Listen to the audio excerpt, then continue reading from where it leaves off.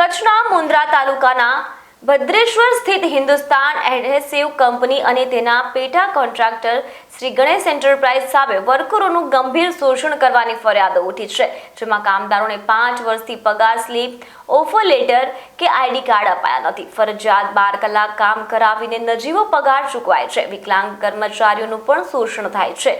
નિયમો વિરુદ્ધ પીએફના ડબલ પૈસા કપાય છે પણ જમા થતા નથી. તેમજ રજા, ગાડી, મકાન ભાડું કે મેડિકલ સુવિધા પણ આપવામાં આવતી નથી. આ ગેરરીતિઓ મુદ્દે જાગૃત નાગરિક મયુર મહેશ્વરીએ કંપનીના જવાબદારોને 10 ડિસેમ્બર સુધીના યોગ્ય નિર્ણય લેવા જણાવી દીધું છે. નહીં તો સોમવારના રોજ કંપનીનો મુખ્ય ગેટ બંધ કરીને ઉગ્ર આંદોલન કરવાની ચીમકી ઉચ્ચારી છે અને તેની તમામ જવાબદારી કંપની રહેશે તેવું પણ સ્પષ્ટ કર્યું છે. હું મયુર મહેશ્વરી, અધ્યક્ષ કચ્છ જિલ્લા આંતરરાષ્ટ્રીય ભીમસેના. આજે હું આ ભદ્રેશ્વર મધ્ય હિન્દુસ્તાન કંપની જે આવેલી છે ત્યાંની મુલાકાત લીધી. ત્યાંના જે ભદ્રેશ્વર ગામના જે અમુક વર્કરો છે એમને કંપની દ્વારા તેમજ જે તે કોન્ટ્રાક્ટર દ્વારા કારણ વગર, નોટિસ પિરિયડ વગર જે કાઢવામાં આવેલ, જે બાબતે મારી પાસે આ લોકોએ કાલે રૂબરૂ આવેલ ત્યારે આજે મેં અહીંયા કંપનીમાં આજે આવેલ અને કંપનીઓના સાહેબો સાથે ચર્ચા કરેલ અને સરકારના નીતિ નિયમ મુજબ વાતચીત કરેલ છે. અને હું કંપનીના જે જવાબદાર કર્મચારીઓ, મેનેજર કે જે પણ છે એ લોકોને અલ્ટિમેટમ આપેલ છે કે 10 તારીખ સુધી આ લોકોનો જે પણ પ્રશ્ન છે એ સોલ્વ થઈ જવો જોઈએ.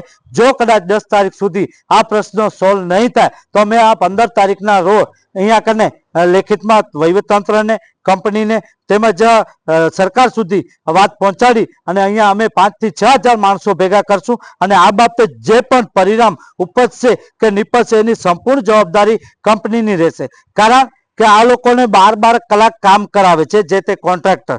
બીજું કે આજે 5 વર્ષથી આ લોકો કામ કરે છે તો આ લોકોને પેમેન્ટ સ્લીપ આપવામાં આવતી નથી. બીજું આ લોકોને નથી કોઈ ગાડી ભાડું આપવામાં આવતું, નથી કોઈ રહેણાંકનું ભાડું આપવામાં આવતું.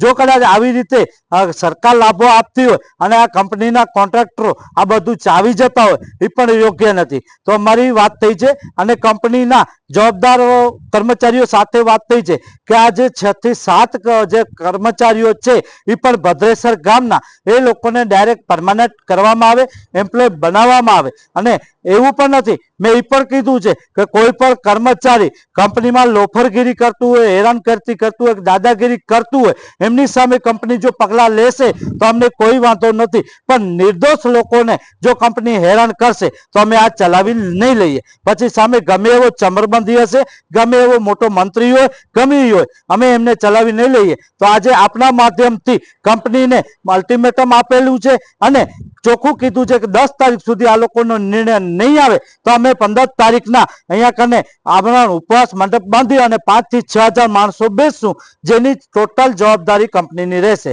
જય હિન્દ, જય ભારત.